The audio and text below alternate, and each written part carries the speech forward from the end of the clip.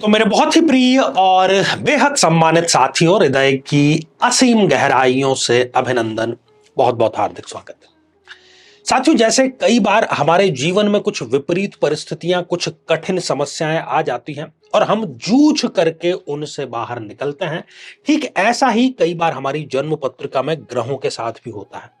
आमतौर पर जो ग्रह बुरे कहे जाते हैं, जो ग्रह खराब स्थान पर प्लेस्ड है, कई बार उनकी दशा अंतरदशा में भी व्यक्ति तरक्की करता है, शिखर तक पहुंचता है और इसको हम कहते हैं विपरीत राजयोग। विपरीत परिस्थितियों में भी राजयोग उसके घटित होता है। आज हम चर्चा करने जा रहे हैं कि कुंभ लग्न में कौन कौन सी वो परिस्थितियां होती है जब विपरीत राजयोग घटित होता है। यदि अभी तक आपने अपने लग्न से संबंधित एपिसोड नहीं देखा है तो यहां आई बटन में हमने आपको उसका लिंक प्रोवाइड करा है, जाकर के आपको जरूर देखना चाहिए। और साथ ही यदि आप चाहते हैं कि आपकी कुंडली का विश्लेषण हो, एक एक ग्रह का पूरा माइन्यूटली उसका देखा जाए कि कौन सी आपको दशा चल रही है, अंतरदशा चल रही है, प्लेसमेंट कैसा है, आने वाला समय कैसा है, अभी जो समस्या है उसका क्या समाधान है, तो आगामी समय में मैं स्वयं इन शहरों में उपस्थित रहूंगा। आप मिल सकते हैं पर्सनली भी या टेलीफोनिक अपॉइंटमेंट के लिए भी समय सुनिश्चित कर सकते हैं। तो साथियों, कुंभ लग्न की यह जन्म पत्रिका है और शनिदेव इस जन्म पत्रिका में बनते हैं लग्नेश। विपरीत राजयोग घटित होने के लिए किसी भी जन्म पत्रिका में दो शर्तें, दो बातें एक साथ में घटित होना जरूरी है। और वो क्या है कि छठे, आठवें या 12वें भाव का जो लॉर्ड है वो छठे, आठवें या 12वें भाव में ही इनमें से कहीं पर प्लेस्ड हो, पहली बात। दूसरी बात कि कुंडली का जो लग्नेश है वो मजबूत स्थिति में हो, अच्छी स्थितियों में है, प्लेसमेंट उसकी बहुत अच्छी हो। तो सबसे पहले हम शुरुआत करेंगे चंद्र से, क्योंकि वो इस जन्म पत्रिका में षष्ठेश अर्थात छठे भाव के लॉर्ड है।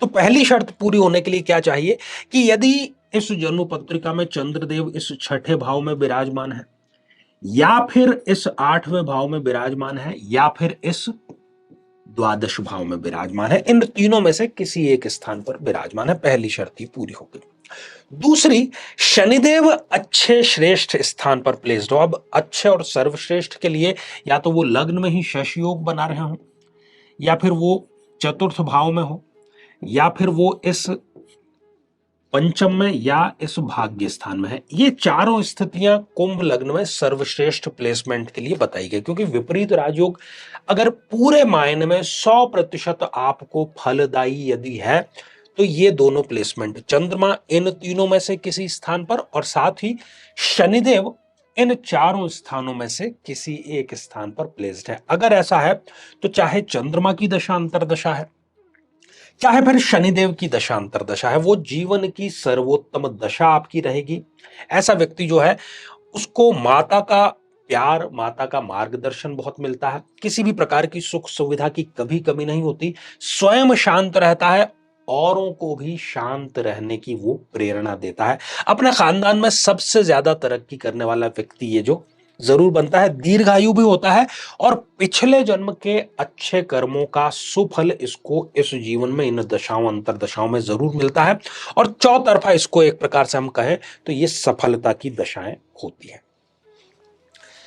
साथियों, आगे बढ़ते हैं, बात करते हैं दूसरी स्थिति के बारे में।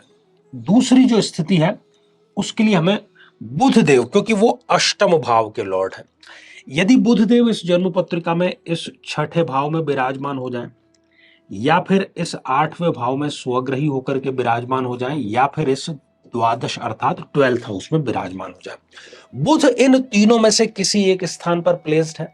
और साथ ही जो शनिदेव है वो इन चारों में से किसी एक स्थान पर प्लेस्ड है। ये दोनों यदि एक साथ में घटित हो रहे हैं तो हम कहेंगे कि ये विपरीत राजयोग परफेक्ट ढंग से यहां पर बन रहा है। अब ऐसी स्थिति में चाहे इस जातक को बुध की दशा अंतरदशा हो या फिर शनि की 19 साल की दशा अंतरदशा क्यों ना हो, दोनों ही इनके जीवन की सर्वोत्तम दशाएं होगी। व्यक्ति व्यापार स्थापित करेगा, उसको बहुत ऊंचा लेकर के जाएगा, अपनी वाणी, अपनी बुद्धि के माध्यम से बड़े से बड़ा विवाद वो हल कर सकता है, बड़े से बड़ी जो सफलता है वो अर्जित वो कर सकता है। और इसकी सलाह मान करके कोई व्यक्ति चलता है तो वो भी सफलता अतिशीघ्र अवश्य प्राप्त करता है। साथियों, एक गलतफहमी हम यहां पर दूर करते चलें, क्योंकि इस जन्म पत्रिका में शनिदेव स्वयं इस 12th हाउस के भी लॉर्ड हैं, लेकिन उनके माध्यम से, उनकी प्लेसमेंट के माध्यम से यहां पर विपरीत राजयोग घटित नहीं होगा। शनिदेव यदि स्वयं इस छठे भाव में या 8वें या 12वें भाव में विराजमान हो जाते हैं तो उसको अच्छा नहीं माना जाता, बल्कि वो अपनी दशा अंतरदशा में कभी भी अच्छा रिजल्ट नहीं देते हैं। तो साथियों, श्रृंखला ये हमारी आगे भी जारी रहेगी। आज के लिए केवल इतना ही, और इसी मंगल कामना के साथ में कि आप सभी स्वस्थ, समृद्ध और शांतिपूर्वक जीवन व्यतीत करें।